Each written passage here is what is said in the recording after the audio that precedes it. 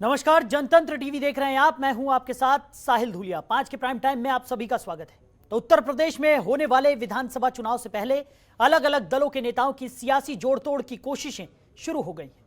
OP Rajbhar पहले BJP के साथ थे, फिर उसके खिलाफ गए और अब दोबारा बीजेपी से नजदीकी होती नजर आ रही है। बीते 5 सालों में सुबह सपा के ओम प्रकाश राजभर के कई चेहरे दिखाई दिए हैं। भले ही राजभर ने भागीदारी मोर्चा बनाकर ओवैसी की पार्टी एआईएमआईएम के साथ गठबंधन कर लिया हो, लेकिन वो बखूबी जानते हैं कि इस भागीदारी मोर्चा के लिए सीटें जीतना कितना मुश्किल है। जिन पूर्वांचल में राजभर की पार्टी अपना प्रभाव रखती है, वहां ओवैसी कोई कमाल नहीं कर पाएंगे। इतना ही नहीं, ओवैसी की वजह से कोई भी बड़ी पार्टी राजभर की भागीदारी मोर्चा में शामिल नहीं होगी।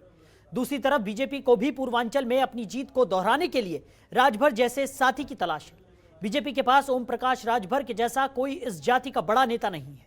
पार्टी ने ओम प्रकाश राजभर के जाने के बाद अनिल राजभर को राजभरों का नेता बनाने की कोशिश जरूर की, लेकिन सफलता मन माफिक नहीं मिल पाई।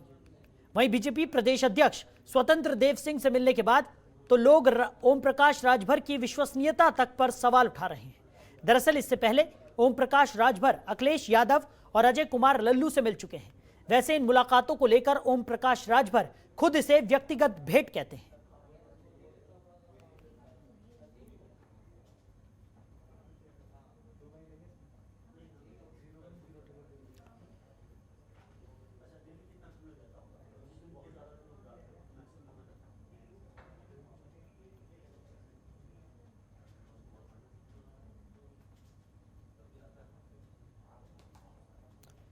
तो ओम प्रकाश राजभर की स्वतंत्र देव सिंह से मुलाकात के बाद कई तरह के कयास यहां पर लगाए जा रहे हैं और आज इसी मुद्दे पर हम चर्चा करने वाले हैं। तमाम मेहमान हमारे साथ जुड़ेंगे। हरीश चंद्र श्रीवास्तव बीजेपी के प्रवक्ता हैं, वो हमारे साथ चर्चा में साथ निभाएंगे। डॉक्टर अभिषेक राय प्रवक्ता सपा हमारे साथ चर्चा में शामिल होंगे। पीयूष मिश्रा प्रवक्ता सुबह सपा हमारे साथ चर्चा में जुड़ेंगे। साथ ही साथ सुहेबुर रहमान मुस्लिम स्कॉलर हैं, वो भी हमारे साथ इस चर्चा में साथ निभाने वाले हैं। तो आप सभी मेहमानों का जनतंत्र टीवी में बहुत स्वागत है। तो सबसे पहला सवाल मेरा यहाँ पर हरीश चंद्र श्रीवास्तव जी आपसे रहेगा कि जिस तरीके से ओम प्रकाश राजभर की अगर बात करें तो सबसे पहले वो बीजेपी के साथ थे और फिर उसके बीजेपी के खिलाफ हो गए और अब एक बार फिर से नजदीकियां बढ़ती हुई यहां पर नजर आ रही हैं। क्या कहेंगे इस पर? देखिए, ये तो श्रीमान ओम प्रकाश राजभर जी को तय करना है कि वो किसके साथ रहते हैं।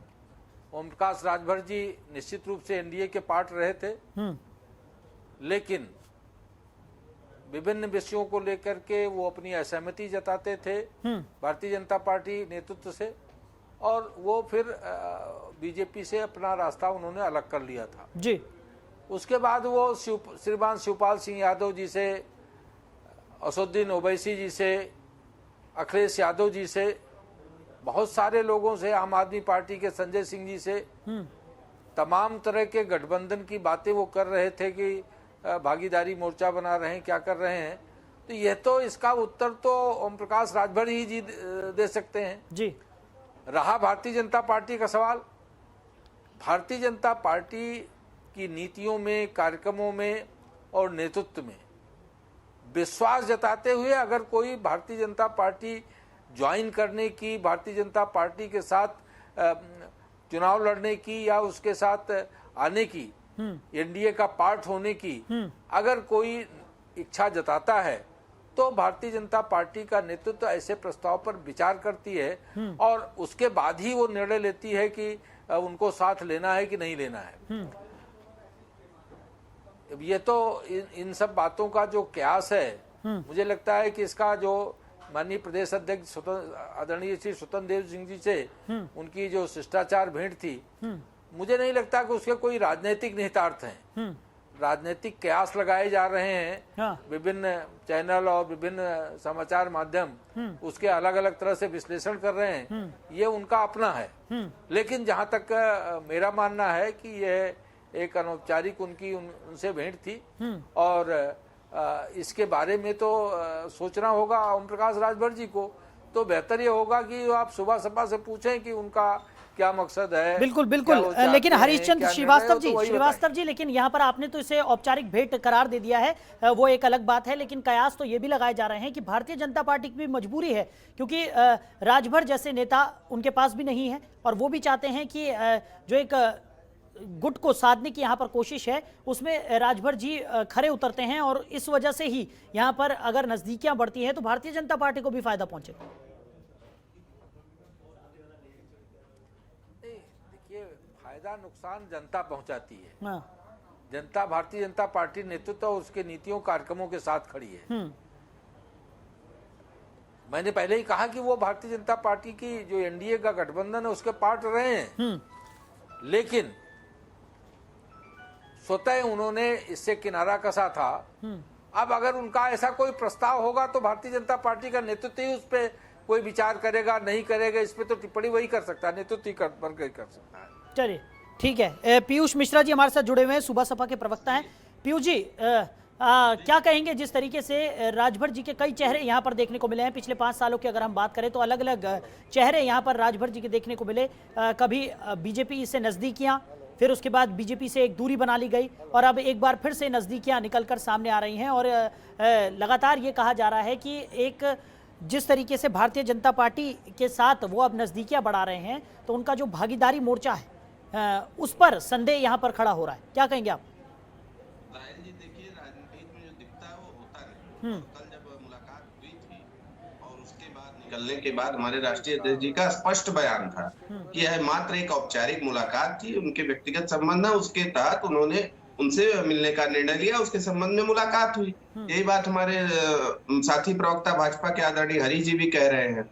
ठीक है, तो अब ये डिपेंड करता है आप लोगों के ऊपर कि आप उसको क्या कैसे कयास निकालकर क्या क्या बता रहे हैं। और निकलते ही हमारे राष्ट्रीय अध्यक्ष जी ने कहा था कि हमारा भागीदारी संकल्प मोर्चा एक है और हम लोग भाजपा को हराने के लिए जिससे भी गठबंधन करना पड़ेगा हम लोग करेंगे। अब अगर उसको आप अपने हिसाब से जिस तरीके से आपको उसको पेश करना चाहें कर दीजिए, लेकिन उन्होंने कल स्वतंत्र देव जी से मुलाकात करने के बाद भी कहा था, और आज मैं पुनः इस बात को स्पष्ट कर रहा हूँ कि भारतीय जनता पार्टी को हराने के लिए उत्तर प्रदेश में सपा, बसपा, कांग्रेस, हम किसी के भी साथ जा सकते हैं, भारतीय जनता पार्टी के साथ नहीं जा रहे। ठीक है, ठीक है, लेकिन पीयूष जी, इस बात को तो आप मानेंगे ना कि जिस तरीके से AIMIM के साथ गठबंधन यहाँ पर हुआ है, सीटें निकालना बेहद मुश्किल यहाँ पर होता हुआ नजर आ रहा है, और क्या ये कयास लगाना गलत है कि इस कड़ी में अगर भारतीय जनता पार्टी से एक तरह की दूरी बनाई हुई थी, अब वो दूरी कम हो रही है?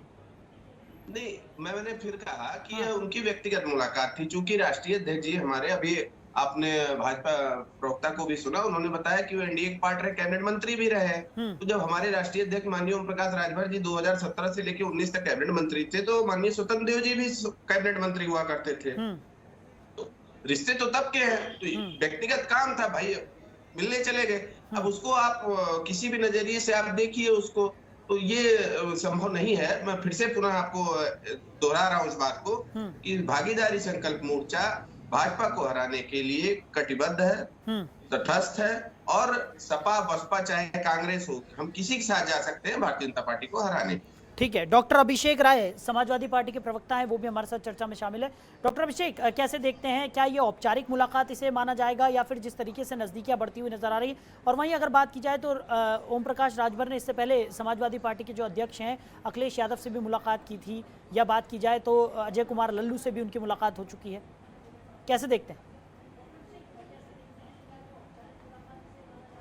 देखिए, ये राजनीति है, राजनीति में मुलाकात और उसका दौर चलता रहता है। किसी से मिलने से इसका ये आशय नहीं लगाना चाहिए कि कोई किसी के साथ गठबंधन बना ले। रही बात, हमारे राष्ट्रीय अध्यक्ष जी ने बहुत साफ साफ कहा है कि हम सब उन समान विचारधारा और छोटे दलों से समझौता करने के लिए तैयार हैं जो भाजपा को मिलकर हराने में हमारी मदद करना चाहते हैं। जी, लेकिन अभिषेक जी, जिस तरीके से, हाँ, मुझे लगता है ये शिष्टाचार मुलाकात है, जैसे भाजपा के प्रवक्ता और सुभाषपा के प्रवक्ता ने लोगों ने कहा कि ये शिष्टाचार मुलाकात भी हो सकती है। और रही बात, समाजवादी पार्टी मजबूती से अपने बूथों को मजबूत करने में लगी है, और जो समान विचारधारा वाले दल हैं उनका हमारे यहाँ बहुत बहुत स्वागत है। इस बात को हमारे राष्ट्रीय अध्यक्ष जी ने बहुत साफ साफ कह दिया। लेकिन अभिषेक जी, कहीं इस वजह से तो इस बात को नकारा नहीं जा रहा है, क्योंकि सभी चाहते हैं कि राजभर जैसा चेहरा उनके साथ शामिल हो जाए और एकजुट होकर चुनाव में भागीदारी निभाए, और इसी वजह से इन सब चीजों से किनारा कर रही है समाजवादी पार्टी। देखिए साहिल, हाँ देखिए साहिल जी, हम समाजवादी पार्टी में इस समय राजभर भाई लोग जो है हमारे पास काफी लोग आ रहे हैं। अभी सबसे बहुत बड़ा चेहरा है सुखदेव राजभर जी। सुखदेव राजभर जी अभी दीदारगंज से विधायक हैं, उन्होंने बसपा छोड़ के समाजवादी पार्टी ज्वाइन करी है। हमारे यहाँ कई ऐसे बड़े राजभर नेता हैं, तो समाजवादी पार्टी ऐसा नहीं सोचती।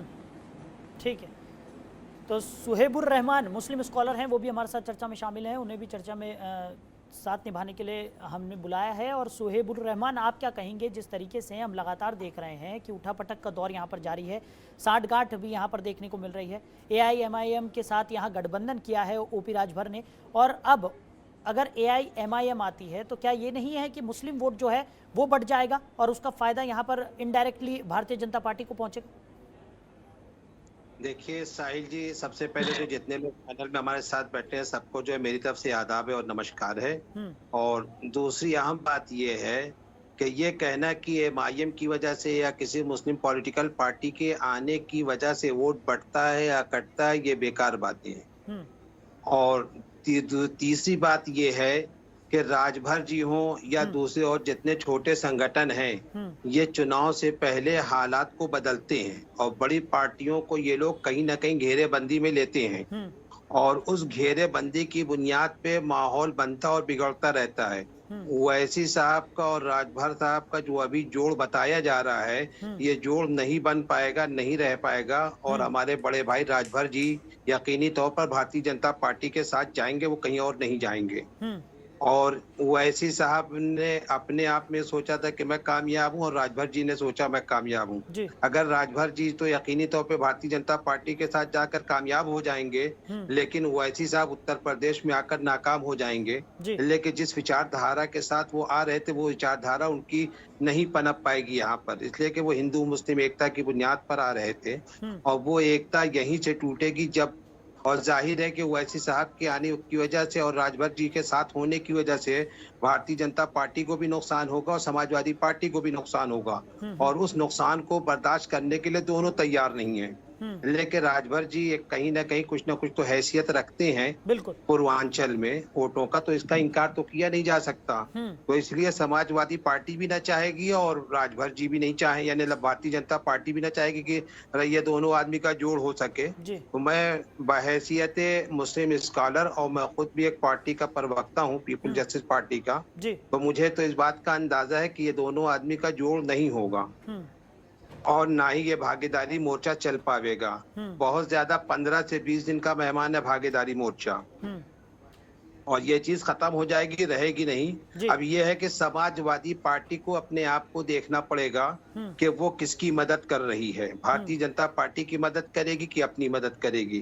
अगर समाजवादी पार्टी कहीं से सच्ची होती तो आजम खां के मामले में एकदम पक्की होती, लेकिन आजम खां के मामले में हमेशा जो है कहीं न कहीं समाजवादी पार्टी कच्ची रही है और समाजवादी पार्टी ने आजम खां की जो हालत है उसको लाके यहाँ पे खड़ा किया है। तो समाजवादी पार्टी को अगर मुस्लिम वोट हासिल करना है तो अपने नेचर को बदलना पड़ेगा और दोहरी पॉलिसी से अपने आप को निकालना पड़ेगा। बाकी राजभर जी पे बहस करना या राजभर जी पे बहुत ज्यादा बात करना ये हमारे लिए मुनासिब नहीं है। वे हमारे बड़े हैं, हम उनका एहतराम करते हैं। जी डॉक्टर अभिषेक जवाब दीजिए।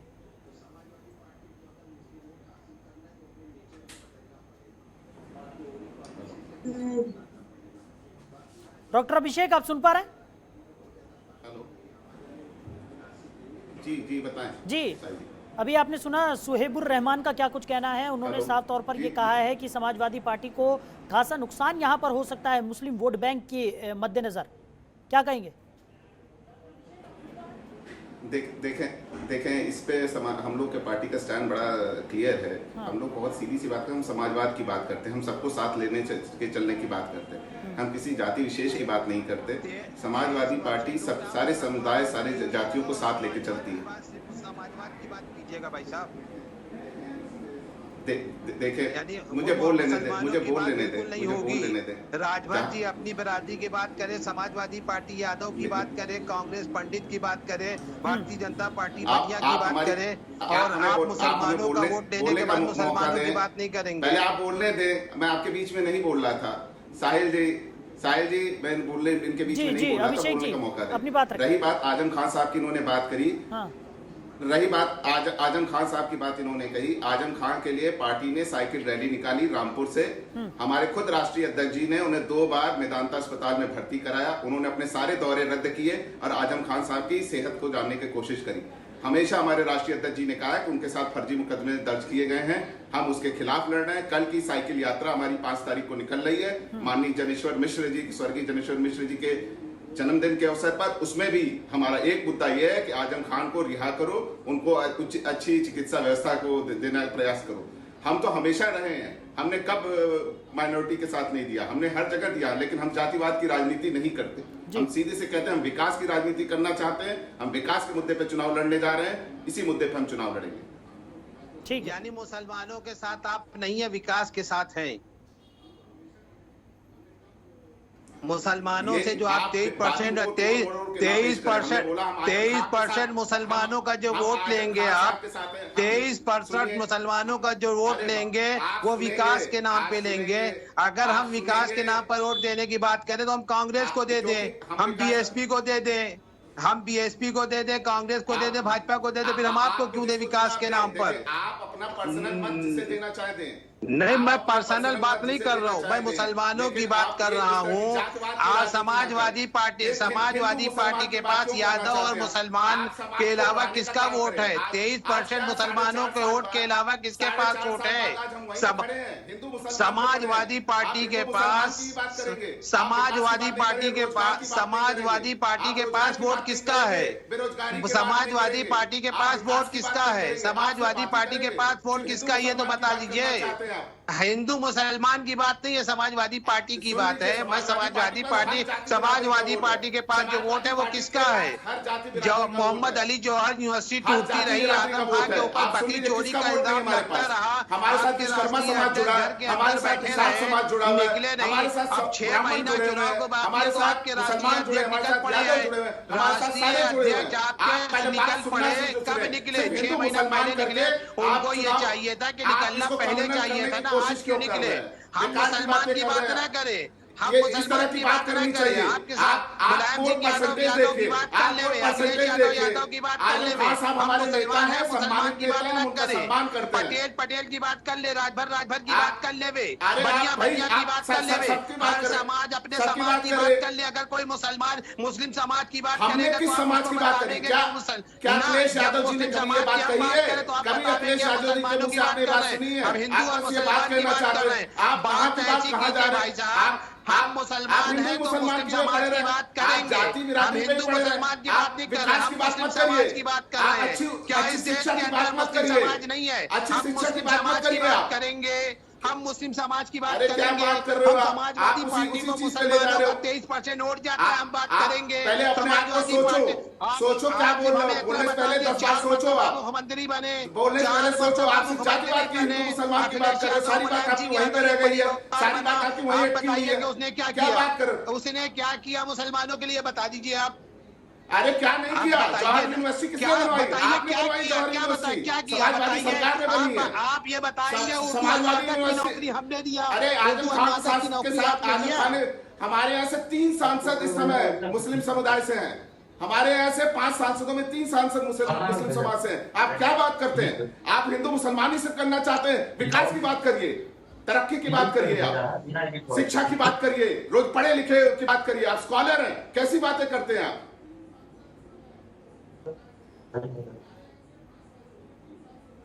चलिए ठीक है।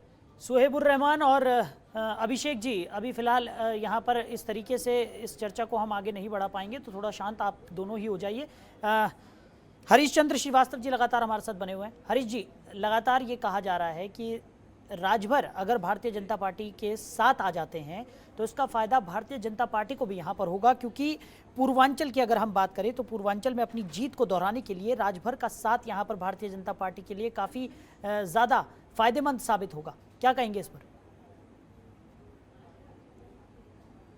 देखिए, पहली बात तो मैं ये बता दूं कि भारतीय जनता पार्टी इस तरह से जात पात के खांचे की राजनीति नहीं करती। हम सबको सबके साथ सबके विकास और सबके विश्वास की राजनीति करते हैं। सभी जाति वर्ग धर्म समुदाय के लोगों को साथ लेके चलने की बात करते हैं। हाँ। तो हमारे लिए सभी महत्वपूर्ण हैं। वो राजभर समाज के लोग हों, वो दलित समाज के लोग हों, वो पिछड़े समाज के लोग हों, वो अगड़े समाज के लोग हों, वो सिख हों, वो ईसाई हों, वो मुस्लिम समाज के लोग हों, हम तो सबको साथ लेके चलने की बात करते हैं और सबको साथ लेकर के चलते हैं। ठीक है। तो हमारे लिए तो सभी महत्वपूर्ण हैं। और जो भी मैंने जैसा पहले कहा कि जो भी भारतीय जनता पार्टी की नीतियों कार्यक्रमों में विश्वास रखता है, उस पे चलने के लिए संकल्पबद्ध होता है। तो श्रीवास्तव जी अनिल राजभर को यहाँ राजभरों का नेता बनाने की भी तो कोशिश की गई थी। अनिल राजभर जी हमारे पार्टी के सम्मानित नेता हैं, कैबिनेट मिनिस्टर हैं। बनाने की कोशिश क्या होती है? वो भी राजभर समाज से हैं और उत्तर प्रदेश की सरकार में सम्मानित कैबिनेट तो वही मेरा सवाल है ना, इस बात को नकारा नहीं जा सकता ना कि पूर्वांचल में अगर दोहरानी है जीत तो उसके लिए राजभर का अगर साथ मिल जाए तो वो बेहतरीन होगा भारतीय जनता पार्टी के लिए। मैंने कहा कि हम तो सबको साथ लेके चलते हैं। एक एक नागरिक, एक एक सम्मानित यहाँ का निवासी वो भारतीय जनता पार्टी के लिए महत्वपूर्ण है। चलिए ठीक है, पीयूष जी काफी देर से कुछ कहना चाह रहे हैं। पीयूष जी। हमारे साथी बता रहे हैं आदरणीय हरीश जी कि हम जातीय राजनीति नहीं करते हैं।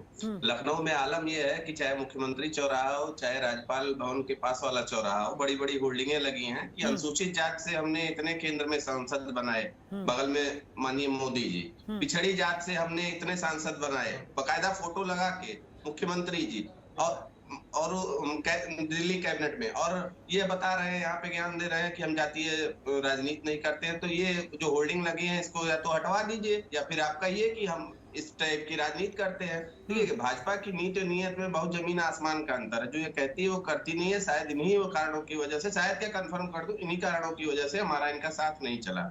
और दूसरी बात, भारतीय जनता पार्टी को मैं पुनः कह रहा हूँ कि जो हमारे भागीदारी संकल्प मोर्चा है, जिसके नेशनल कन्वीनर हमारे राष्ट्रीय अध्यक्ष माननीय ओम प्रकाश राजभर जी हैं, हमारे 5 मुद्दे हैं जिसपे जातिगत जनगणना के लिए, 27% आरक्षण का वर्गीकरण के लिए, फ्री शिक्षा और स्वास्थ्य के लिए, फ्री बिजली के लिए, बेरोजगारी दूर करने के लिए और देश में अमन चैन बनाए रखने के लिए कि भाजपा की जो नीति रही है हिंदू मुसलमान करने की वो ना हो। हम इन मुद्दों को लेकर, और सबसे बड़ी बात, पिछड़े को चीफ मिनिस्टर बनाने के लिए हम सपा के साथ, बसपा के साथ या कांग्रेस के साथ भागीदारी संकल्प मोर्चा किसी के भी साथ जा सकती है भाजपा को हराने। जी। ओम प्रकाश राजभर की जो नज़दीकियां भारतीय जनता पार्टी के साथ होती हुई नजर आ रही हैं, उसी पर आज हम चर्चा कर रहे हैं। हालांकि उन्होंने स्वतंत्र देव सिंह से जो मुलाकात हुई है उसे औपचारिक मुलाकात यहां पर करार दिया है और उनका कहना है कि इसके किसी भी तरह के सियासी मायने नहीं निकाले जाने चाहिए और इसी पर आज हम चर्चा कर रहे हैं। ब्रेक से पहले हमने जिस तरीके से बात की थी, पीयूष जी ब्रेक से पहले हमने आपसे सवाल किया था कि राजभर जी की जो नज़दीकियां हैं क्या वो भारतीय जनता पार्टी से हो रही हैं। इस पर आपका साफ तौर पर कहना है कि भारतीय जनता पार्टी को हराने के लिए आपको अगर किसी और पार्टी का साथ भी यहां पर लेना पड़े तो आप उसके लिए भी तैयार हैं। पीयूष जी, लेकिन यहां पर बीजेपी प्रदेश अध्यक्ष स्वतंत्र देव सिंह से ओम प्रकाश राजभर की जो मुलाकात हुई है उसके बाद से राजभर जी की विश्वसनीयता पर भी सवाल खड़े हो रहे हैं, क्या कहेंगे? मुलाकात होती रहती है। अब चाहे अभी आप उठा के दिल्ली में देख लीजिए, बड़े बड़े नेताओं की मुलाकात तो होती रहती है। चाहे अभी आपने देखा होगा लालू जी की मुलायम सिंह जी से हुई और कई नेताओं की होती रहती है। सदन चलते हैं या व्यक्तिगत कारणों से भी सब आपस में मिलते रहते हैं, तो वहां पे ये सुर्खियां नहीं बनती है। और अगर हम लोग यहाँ पे मुलाकात करते हैं तो सुर्खियां बन जाती है। देखिए, रही बात गठबंधन की, अगर गठबंधन करना होगा तो भाजपा के राष्ट्रीय अध्यक्ष जो है श्रीमान नड्डा जी वो डिसाइड करेंगे, ना कि स्वतंत्र देव जी। पहली बात, क्योंकि हम लोगों का एक बार पहले से ही गठबंधन ऑलरेडी हो चुका, मतलब रह चुका है भाजपा के साथ, तो अभी कोई और दोबारा मैं आपको पुनः स्पष्ट कर दूं कि भारतीय जनता पार्टी को हराने के लिए भागीदारी संकल्प मोर्चा का द्वार, भागीदारी संकल्प मोर्चा का, मैं पुनः आपको स्पष्ट कर दे रहा हूँ कि जितने हमारे 10 क्षेत्रीय जो दल हमारे साथ में है उन सभी का, चाहे सपा हो, बसपा हो या कांग्रेस हो, हम भाजपा को हराने के लिए किसी के भी साथ जाएंगे। लेकिन अगर आप ऐसी बात बता रहे हैं कि उनकी मुलाकात है और ऐसी ऐसी बातें हैं, तो मैं पुनः स्पष्ट कर दूं, मुलाकात होती रहती है, मुलाकात पर्सनल मुलाकातें भी होती रहती हैं। जी जी ये राजनीतिक इसके मायने ना निकाले जाएं, ये व्यक्तिगत मुलाकात थी उनकी। और रही बात विश्वसनीयता कम करने की, तो कुछ लोग होते हैं जो बीच में खड़े होकर इधर उधर की बातें करते हैं और मीडिया में फैलाते भी है फोटो खींचकर, जैसे आपने देखा भी होगा, कल से ही चल रहा है ये सब। तो इसका कोई मायने नहीं है। इसको सुभाषपा का प्रवक्ता होने के नाते मैं पुनः आपको स्पष्ट कर दूं कि वो उनकी व्यक्तिगत मुलाकात थी। हमारे राष्ट्रीय अध्यक्ष जी का भी बयान आ चुका है और भागीदारी संकल्प मोर्चा भाजपा को हराने के लिए किसी के भी साथ जा सकता है। ठीक है। श्रीवास्तव जी, अगर बात की जाए जिस तरीके से सुबह सपा की तरफ से तो साफ तौर पर यह कहा जा रहा है कि भारतीय जनता पार्टी को हराने के लिए जो भी कदम यहां पर उठाने पड़ेंगे वो उसके लिए पूरी तरह से तैयार हैं। दूसरी तरफ जो कयास लगाए जा रहे हैं कि भारतीय जनता पार्टी से नज़दीकियां यहां पर ओम प्रकाश राजभर की होती हुई नजर आ रही है, तो बीजेपी की ऐसी क्या मजबूरी है कि राजभर के साथ की यहाँ पर ज़रूरत पड़ रही है, और जिस तरीके से लगातार ये कहा जा रहा है और दूसरी तरफ आप इस बात को नकार भी रहे हैं? देखिए, पहली बात तो भारतीय जनता पार्टी की कोई मजबूरी नहीं है। हाँ। भारतीय जनता पार्टी के प्रदेश अध्यक्ष नहीं गए थे श्रीमान ओम प्रकाश राजभर जी के घर मिलने के लिए। ये तो आप तब कह सकते थे जो हमारे प्रदेश अध्यक्ष जी गए होते वहां मिलने के लिए। जी। दूसरी बात, पीयूष मिश्रा जी के माध्यम से मैं उनके भागीदारी मोर्चा को भी और उनके नेतृत्व को भी का स्वागत करता हूं। भारतीय जनता पार्टी सभी तरह की चुनौतियों को स्वीकार करती है और लोकतंत्र में पीयूष जी को भी इस बात को जानकारी होगी ही कि लोकतंत्र में निर्णायक जनता होती है। कोई राजनीतिक दल या नेता निर्णायक नहीं होता। प्रदेश की सम्मानित जनता अगर भारतीय जनता पार्टी के साथ खड़ी है जी, तो कोई एक दल या कई दल मिलकर के भी भारतीय जनता पार्टी के विजय रथ को रोक नहीं पाएंगे। भारतीय जनता पार्टी का जहां तक सवाल है, मैंने पहले ही कहा कि सभी जाति वर्ग समुदाय धर्म के लोगों को साथ लेकर के चलने का संकल्प हमारे यशस्वी प्रधानमंत्री जी का है। माननीय मंत्रीगण विभिन्न जाति वर्ग समुदाय से बने हैं, तो उस जाति वर्ग समुदाय के लोग अगर अपने नेताओं का गौरव करते हैं, उनके सम्मान में होर्डिंग लगाते हैं, तो इसमें अगर कोई सुबह सपा के लोगों को ऐतराज है तो उनको ऐतराज हो सकता है। लेकिन सभी जाति वर्ग समुदाय के लोग जी अपने नेताओं का सम्मान करते हैं, उनका अभिनंदन करते हैं, उनका गौरव करते हैं। जब उनको कोई महत्व दायित्व मिलता है तो सभी वर्ग जाति समुदाय के लोगों में इस तरह की भावनाएं, अपने अपने जो लोग फॉलोअर्स होते हैं जिनके, वो उनके गौरव गान के लिए, उनके गौरव के लिए, उनके अभिनंदन के लिए ऐसी होर्डिंग और बैनर लगाते हैं। ये कोई ऐसी बात नहीं है जिसपे सुबह सपा को ऐतराज हो। और भारतीय जनता पार्टी का जो लक्ष्य है वो इस देश के गरीब पिछड़े जो लोग हैं उनके चेहरे पे खुशहाली लाना, उनके चेहरे पे मुस्कान लाना, उनके घर में समृद्धि लाना। और इसके लिए भारतीय जनता पार्टी की केंद्र से लेकर उत्तर प्रदेश ये योगी सरकार की जो नीतियां हैं, जो कार्यक्रम हैं, उनके केंद्र में अगर कुछ भी है तो वो इस देश के गरीब लोगों की, इस देश के पिछड़े लोगों की, युवाओं की, महिलाओं की, इनका सशक्तिकरण है जी। ये कैसे खुशहाल हों, इनके घर समृद्धि कैसे आवे, इनके घर विकास की रोशनी कैसे आवे, ये भारतीय जनता पार्टी के नेतृत्व का लक्ष्य है। और उसको लेके भारतीय जनता पार्टी का एक एक कार्यकर्ता अपने सम्मानित नेतृत्व के मार्गदर्शन में कार्य करता है। इसलिए हम पूरे आत्मविश्वास के साथ इस बात को कहते हैं कि उत्तर प्रदेश की सम्मानित जनता और देश की सम्मानित जनता जब तक भारतीय जनता पार्टी के सम्मानित नेतृत्व के साथ खड़ी है, तब तक इन सारी चुनौतियों को स्वीकार करने में, इन चुनौतियों को पार करने में भारतीय जनता पार्टी को जरा सा भी कहीं कोई संकोच नहीं है, न किसी तरह की कोई दिक्कत है। जी, चलिए ठीक है। डॉक्टर अभिषेक, आप क्या कहेंगे जिस तरीके से भारतीय जनता पार्टी का ये कहना है कि वो विकास के मुद्दों को लेकर जनता के बीच जा रही है और राजभर हो या ना हो उन्हें इतना ज़्यादा फर्क नहीं पड़ता? आप भी ऐसा ही मानते हैं कि राजभर के होने ना होने से पूर्वांचल की जो राजनीति है उसमें खासा यहाँ पर फर्क पड़ता हुआ नजर नहीं आएगा?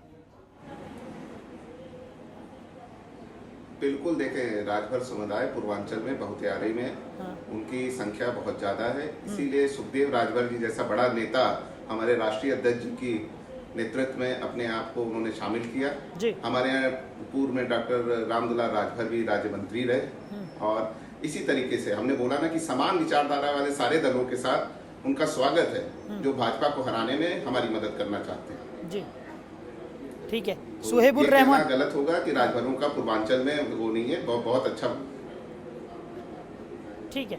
पीयूष जी, जिस तरीके से सुहेबुर रहमान ने यहाँ पर अभी कुछ देर पहले जिक्र किया था कि जो अगर हम बात करें भागीदारी मोर्चा की, तो जिस तरीके की भागीदारी मोर्चा यहाँ पर बनाया गया है उसकी ज़्यादा लंबी उम्र उन्होंने करार नहीं दी। उनका कहना है कि ये ज़्यादा नहीं टिकने वाला है और हाल फिलहाल में ये देखने को मिल सकता है कि भारतीय जनता पार्टी के साथ ही ओम प्रकाश राजभर जो है वो गठबंधन यहाँ पर कर लेंगे।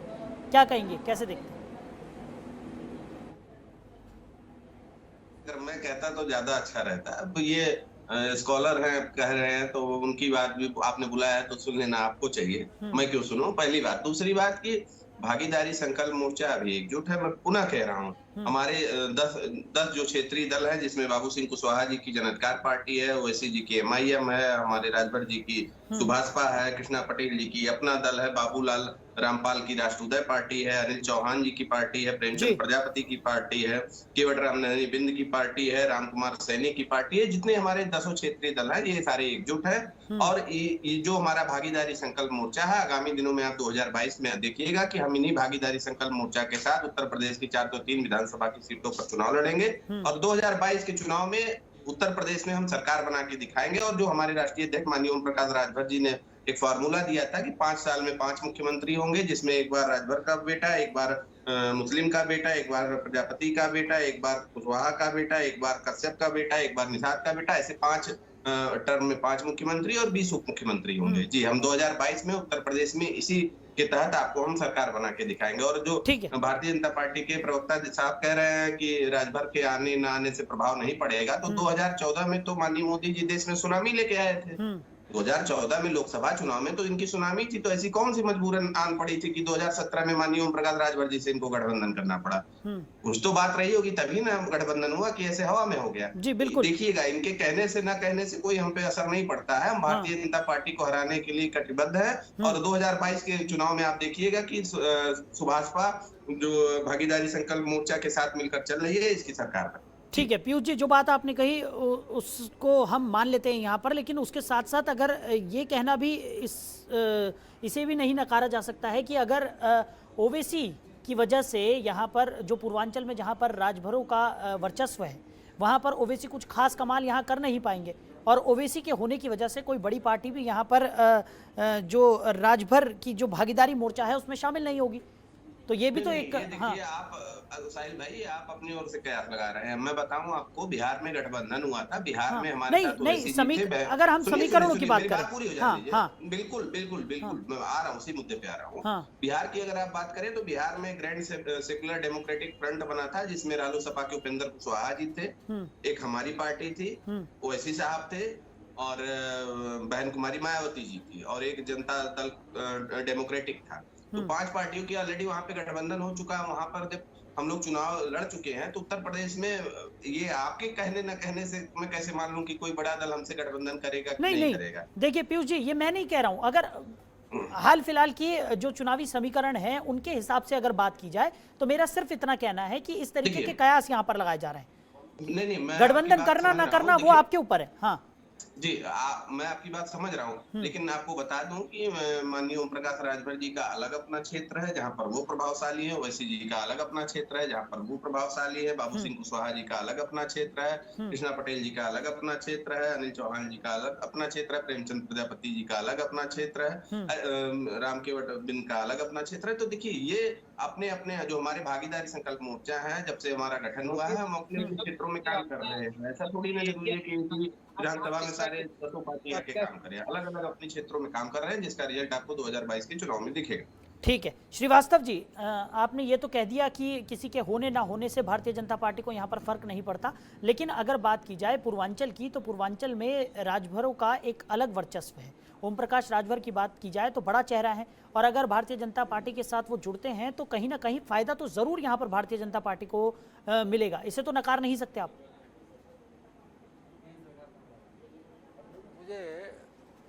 मैंने कहा ना कि हमारे लिए उत्तर प्रदेश का एक एक सम्मानित नागरिक हमारे लिए महत्वपूर्ण है। हम तो सबके समर्थन और सबके समर्थन मांगने के लिए जनता के बीच जाएंगे, और जहां तक किसी एक जाति समुदाय की बात है, जहां तक किसी एक विशेष जाति समुदाय की बात है जी,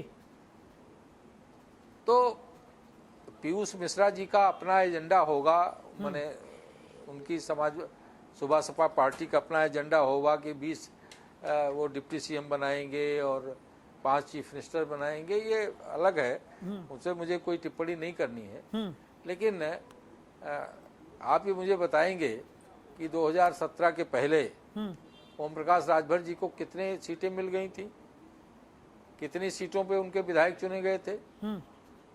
तो ये जो ठीक है, अपने अपने सबके लक्ष्य हैं और अपने अपने लक्ष्य और उद्देश्य को लेकर के सभी अपने अपने तरीके से जनता के बीच काम कर रहे हैं जी। लेकिन निर्णायक जनता ही है। निर्णायक लोकतंत्र में जनता है, वही नंबर देती है कि जिसको जितना नंबर देना होगा देगी। हम तो अपने काम पे मुझे भरोसा है, जो जन सरोकारों के प्रति प्रतिबद्धता के साथ, उनके प्रति समर्पण के साथ जो भारतीय जनता पार्टी के नेतृत्व के दिशा निर्देशन में सरकार काम कर रही है, माननीय योगी आदित्यनाथ जी के निर्देशन में और माननीय स्वतंत्र देव जी के निर्देशन में भारतीय जनता पार्टी का संगठन काम कर रहा है। हम तो उस भरोसे के साथ कहते हैं वो भरोसा हमारा मजबूत है।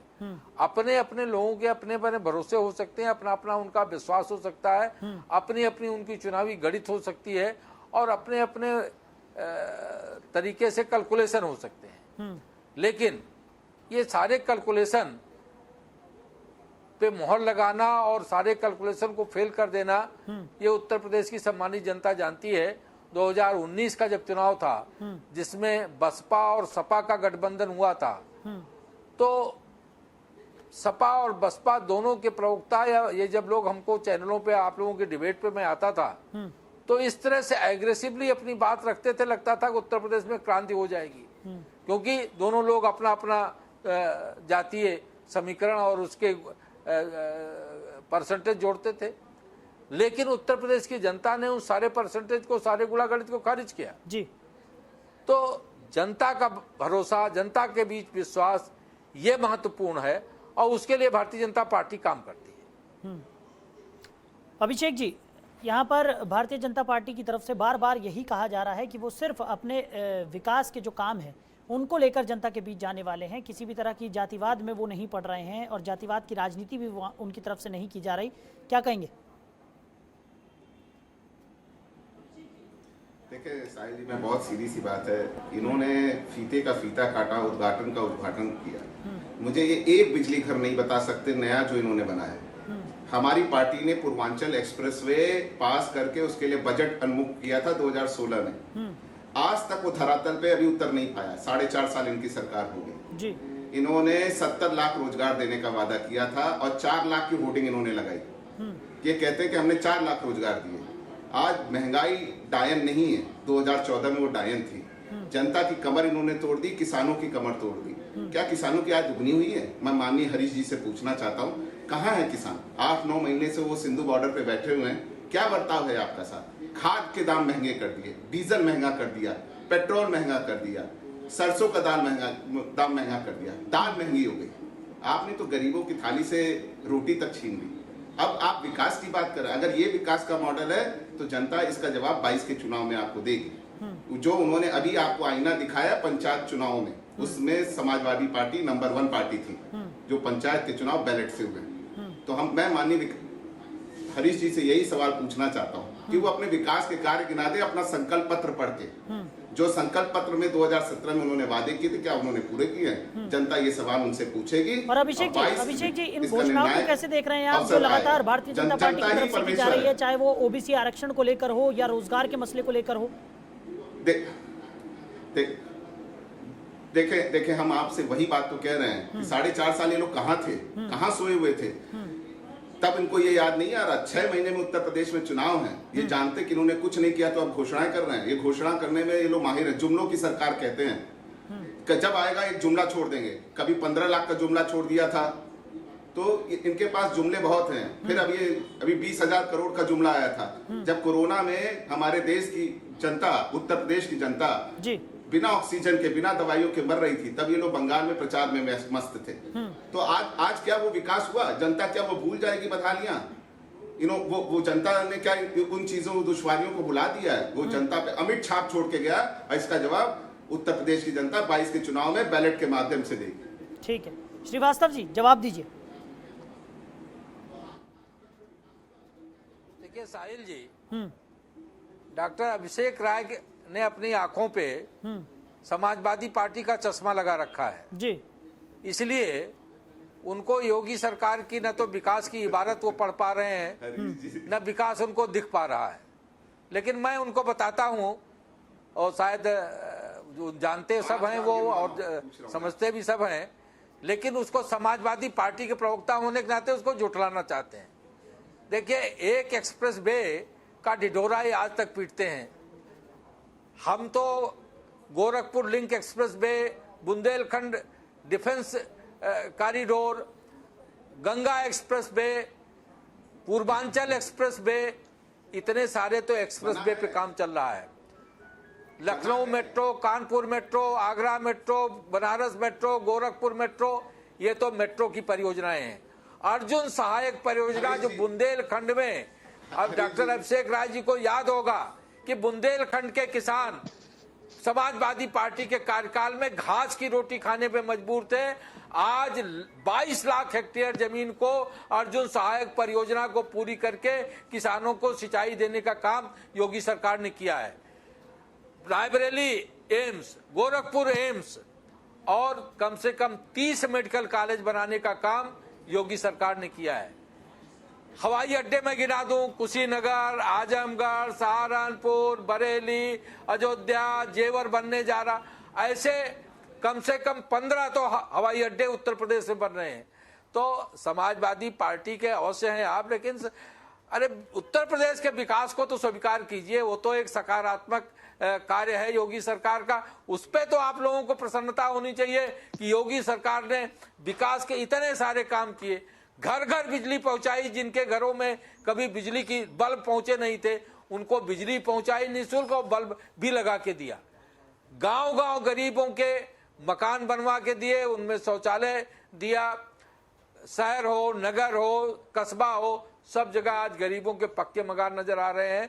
तो ये विकास समाजवादी पार्टी को नहीं दिखाई पड़ेगा, क्योंकि समाजवादी पार्टी में विकास किसका था?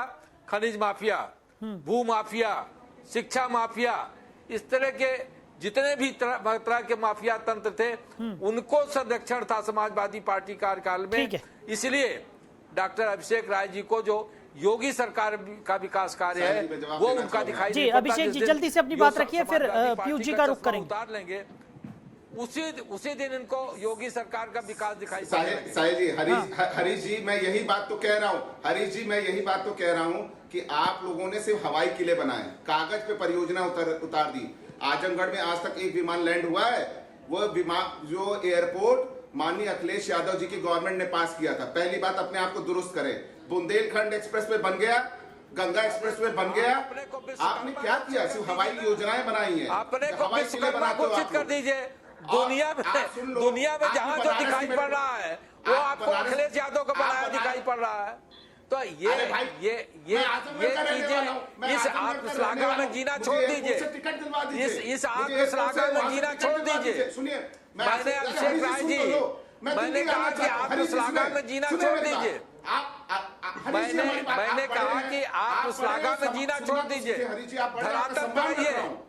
आप बात समझे, आप हमारी बात समझे ना, आप मुझे आजमगढ़ में एक प्लेन लैंड करा के वहां से दिल्ली का टिकट दिलवा दीजिए कि मैं दिल्ली बैठ के फ्लाइट से आ जाऊं।